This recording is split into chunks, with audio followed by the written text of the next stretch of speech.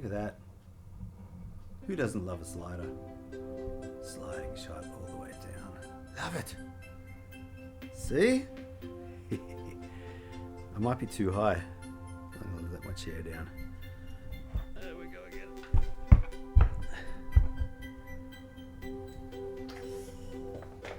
Oh yeah. Oh goodness. Look at that. Sliding down the slide. Sounds like an alcoholic drink. Slider shot. I love a slider shot. It's cool. Alright. I'll show you how I did it. Take 50.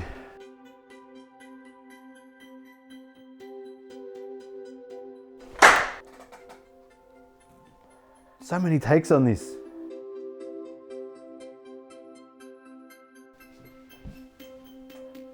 Take 51. This is the slider that I've made out of wood. Because I don't have enough money to go and buy a new one. It's okay. I've got it on two light stands, and I'll show you that camera over there. It should be in the screen somewhere over here. I've got to race and pick it up before it falls off the edge now. You'll see. This will be take 52. This will be take 52. I'm just wanting to make sure that we've got this shot. I want to show you how I built a slider. Because I don't have enough money to buy a new one. Oh, so excuse me. Here we go. Good to go. Well, good evening. It is winter time. I've continued the video across a couple of days. As you can tell, different clothes. It's cold. I've got a heater down here. I've got my beanie on. And I wanted to explain how my slider came into being. So you can see different wood. Got these pulleys, one there and then one on the other side. Hookers for storage. These pulleys here, if the dolly is in the tray and falling too quickly, then I can put a string and a weight on the end here, bottom, and it'll slow the transport. Likewise, if I've got the dolly, then I attach a string and a weight to the pulley at the other end here and pull it up at the speed that I want it to go up. Pulleys in the center. So it can assist the engine, and I'll show you what I mean by the engine. 30 seconds of travel is enough time for me to think of something entertaining to say. And it's interesting, some of the sliders, motorized sliders in particular, have got variable speeds, like super slow, medium, super fast. You can do that obviously and get an advantage with that kind of a setup if you're doing voiceover and you're talking and you want to have the sync of the audio with the person's mouth. Obviously you can tell if they're out of sync. It doesn't look great. So in that way it's really good. But if you're doing shots where it doesn't matter if anyone's speaking or not, then you don't really need to worry too much about the speed, because you can just slow that down in camera or in post, or speed it up as appropriate, and yeah, make it all happen with a constant speed. So I'm not too concerned about the speed, because if I'm talking, 30 seconds is ample time for me to talk. The cost, man, so cost prohibitive buying a motorized slider here in Australia.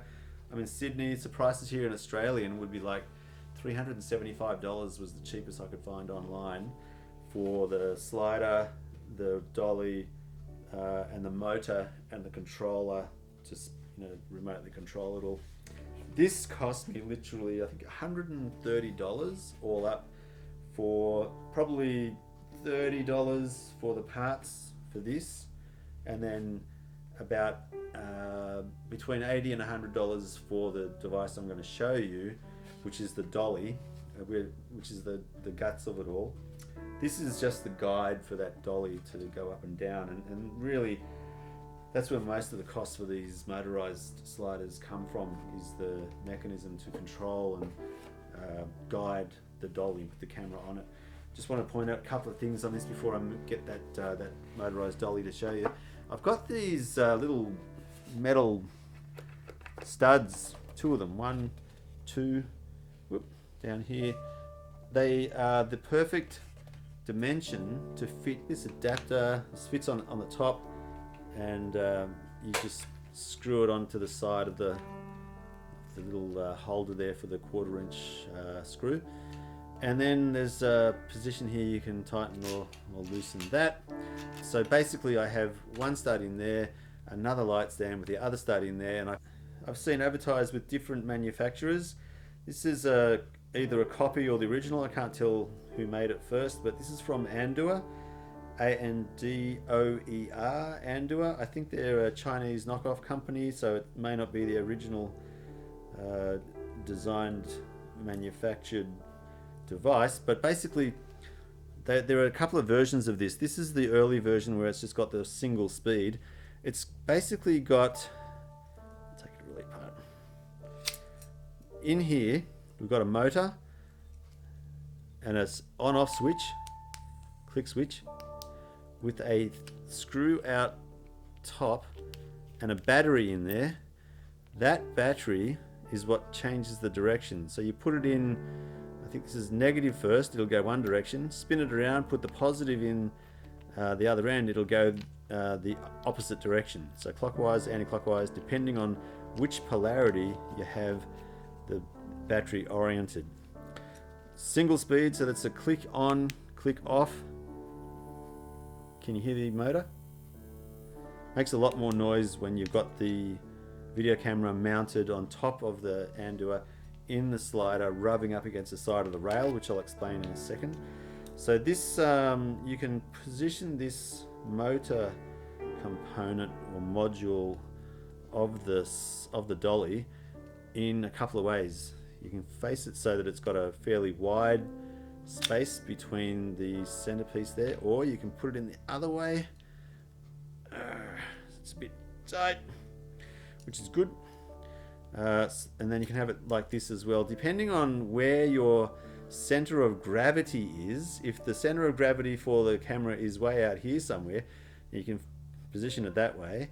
If the center of gravity is more on the other side, then just flip it over on the other side. It's a little tight.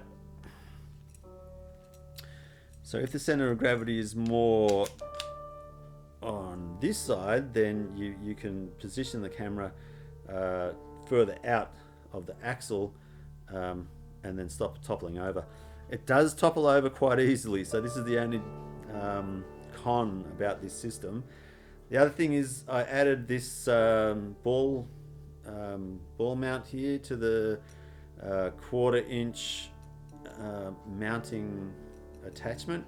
It's actually got a 1/4 inch and a 3/8 inch screw thread in this silver screw here, which you can undo and put in a different hole. There's two holes, one where the screw mount is already attached and another just in here where it's free, where you can pop it out and pop it in, so you can change the screw mount from 1/4 inch to 3/8 of an inch.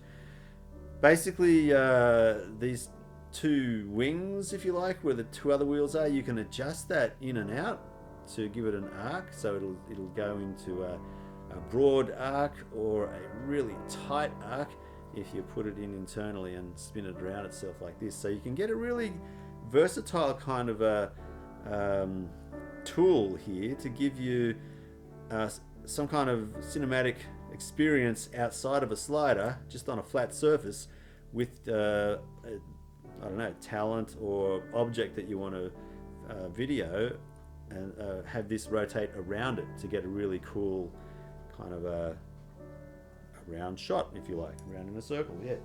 What I do here with this one is I've exaggerated it here, but I position the wheels so that they basically push into the side of the rail, so it stays in one position as it moves along the slider, as opposed to meandering in and out and then getting a really weird kind of a wavy effect on your video.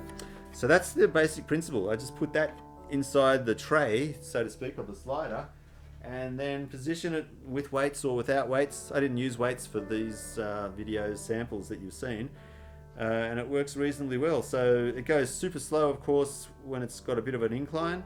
If you want it to go faster, like I said before, just add more weights to it. It'll pick it up and move it along fairly quickly.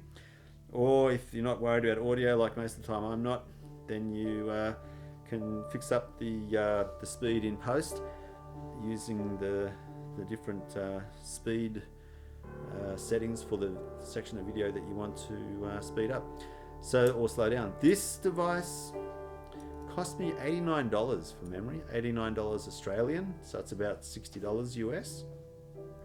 That was delivered, so yeah, that's the heart of the whole system. Without that, the slider is not really going to be great because there's nothing to put the camera onto. So that mounts on the camera. I can position that in any kind of angle orientation that I want because it's a ball head mounting system. And I find that this works really, really well, and it is much, much cheaper than the alternatives that are out there. I don't do a lot of slide shots, and I don't really see a lot of people doing an excessive amount either. So to spend close to $400 on a slider, motorized slider setup, which I'm going to use once in a while, just seemed like a bit of a pointless exercise as far as I'm concerned. So hence the Frankenstein ramp thing that I've got there for the slider, and this really ingenious piece of equipment. Like I said, this is the first generation. Second or third generation ones of these have got 3 speed settings, forward, reverse, remote control, and they're about the same price. I just don't like spending money needlessly, so I'm sticking with this. But if I were you, I would buy the 3-speed remote controlled equivalent to this, and do a one brand which I really like. They seem to make a pretty good quality system. I've got spare, these tire things pop off. They came with spare wheels, if you like, to fit on there. Without the little wheel, the rubber wheel, it's metal on wood, it just slides, doesn't go anywhere. Referring to my notes very quickly, I want to make sure I haven't lost anything. Compare this to other sliders. So look, compared to other sliders, it's not going to be as polished. There is the danger, won't be as polished. There is the danger of this becoming unbalanced. So whatever you do, if you do go with a 3-wheel system, just be super careful especially on the sloping slider shots, that you've positioned it so the center of gravity of the camera over the top of this dolly is balanced sufficiently so that it won't topple over and destroy your expensive camera. So I don't want to be held responsible for that. So it's totally on you when you mount your camera onto a 3-wheeled thing like this, that you've got it balanced sufficiently well enough. It is risky. I've had a few close calls where I've thought, oh no, my camera's going to get smashed. It hasn't yet, nothing bad's happened, but I'm super careful with it, and because I've got to jump up and grab it when it gets close to the end, it won't turn itself off. There's a strong likelihood that it'll pop one of the wheels over the edge and then lose the center of gravity and topple over and smash onto the ground, because it's typically about 3 feet off the ground, and so that's enough to cause a good bit of damage to a camera. That's the only warning that I would give you with that. Otherwise, it's fairly secure. I've used this maybe 6 times in the last month, and had obviously no moving parts really apart from the pulleys. Had no issues with it either, so very happy with it. And so I wanted to share that with you, so you can get the most out of life with the least expense and effort. That's what I'm really pushing here. That's what I try and do with all the stuff that I've got. So I don't have the latest gear, but I just maximize, or try as best I can to understand the limits of the equipment that I buy, and then morph it a bit to make it do a bit more of what I want, and then just squeeze out the last bit of value and extra piece of enjoyment that I can out of my equipment. And that's what I'm trying to do with this channel, is to help you get the best results you can out of the equipment you've got. And if you use some of the equipment that I'm using, then I can help you in a larger degree as well. So what else have we got here? Cool. That's all I've got. So I hope that's helpful. Yeah, if you like it, give me a thumbs up. If you don't, give me a thumbs down. Either way, I'm going to get some results, so that's good. There's a lot of things that I'm doing this kind of activity with. So I look for, like I said before, equipment which is not so much, I do like top end, don't get me wrong, I love the latest tech, but oftentimes it's so expensive that it's out of the reach of mere mortals. So I look for the next level equivalent, or if that equipment is slightly older over time, then I'll buy it and enjoy that and get as much enjoyment as I can out of it, and value for money as well. Obviously it's not going to be the latest equipment, but you know, chasing the latest equipment in my mind is not always as rewarding as what we're led to believe. This constant drive for the next best thing, it is never ending. Just look at the Canon EOS-R camera. When that first came out, my instant reaction was, okay, I'm getting an inheritance soon. I'm going to use some of that money and spend $3,800 Australian on an EOS-R. And then literally 6 months later, we've got the R5, R6. The RP was out. That camera got superseded so quickly. All of these cameras and all the photographic equipment and high-end equipment like that gets superseded so quickly. So I've given up trying to chase and keep up with the latest and greatest. I just don't see I don't see it's healthy. I don't see it's worth the money. So like I say, this camcorder I'm using is 10 years old. Can you really tell the massive difference in quality between this and another high-end latest greatest camera? So this is a XA10. I believe the XA55 is probably the top of the range of this particular make model of or this range of camcorder. I seriously wonder whether the quality is really that important to me. No, to you, I'd question it. I don't know for sure. I still think the story is the most crucial part of the whole video experience. I don't think it's the video quality, the audio quality. I mean, there's the Blair Witch Project. If you look at one of Steven Spielberg's early movies, Jewel, it was Jewel, for the truck and car kind of. When you look at the quality of the film that was used for that movie to what's comparable today, and the special effects of then and now, I mean, the story is what drove that, and it's still a great movie. So I don't see technology as being the answer to presenting and telling a really good story. It helps, but it doesn't replace a good story. Anyway, little mini rant. So there you go. If you've got any questions, send me questions in the comments, and yeah, I'd love to see if we can do more with less. Let's get the birds. Selfie. Got a shadow on my face. That's from the sun, as you can tell. I'll move over here for you. A while ago, one of my videos, I was talking about taking it easy on yourself, basically, and also counting your blessings. And I think that is applying more and more and more as we get into 2020. More than halfway through the year now, and man, this is the toughest year for so many people. So let's just hang in there, get through it. I'm not sure how we're going to do it, but man, is it tough. There's lots of jobs going, which is good, but there are also lots and lots of people looking for those jobs, so it's getting competitive. Well, it is competitive, very competitive, and I'm not sure how I'm going to or when I'm going to get my next job. So instead, I'll concentrate on trying to set up my video production company. Keep on talking about it, but I've got everything that I need pretty much now just to get a basic system going, but pretty good quality as well with what I've got.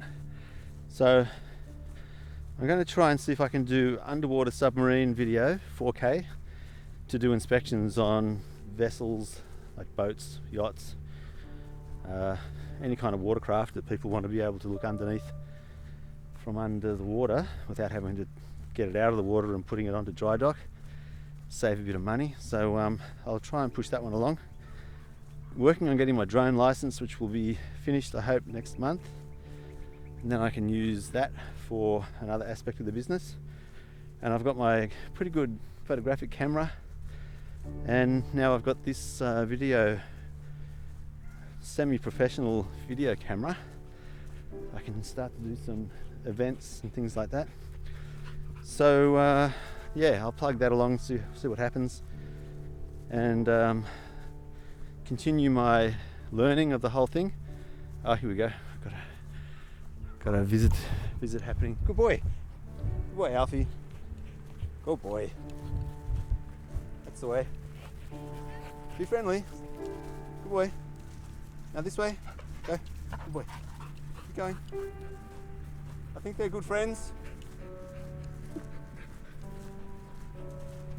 Good boy. So yeah, we'll push that along and see what happens. And I'll still look for IT project management work as well. But right now, kind of doing it okay. So trying to make the most of this time where it's definitely downtime and definitely getting scary. There are lots and lots of more infections occurring. So yeah, trying to keep everyone safe and aware of how we should be social distancing a lot better. We've got a lot of people who are crossing the borders or trying to, and fortunately getting found out so that we don't get too many people infecting each other. Anyway, see how we go. So here's my turnaround point. That's it. Stay safe. Catch you in the next one. Thumbs up if you like it. Thumbs down if you don't like it. But you know what? The numbers still get reflected anyway, so whether you like or dislike doesn't matter. Thank you for watching. Bye now.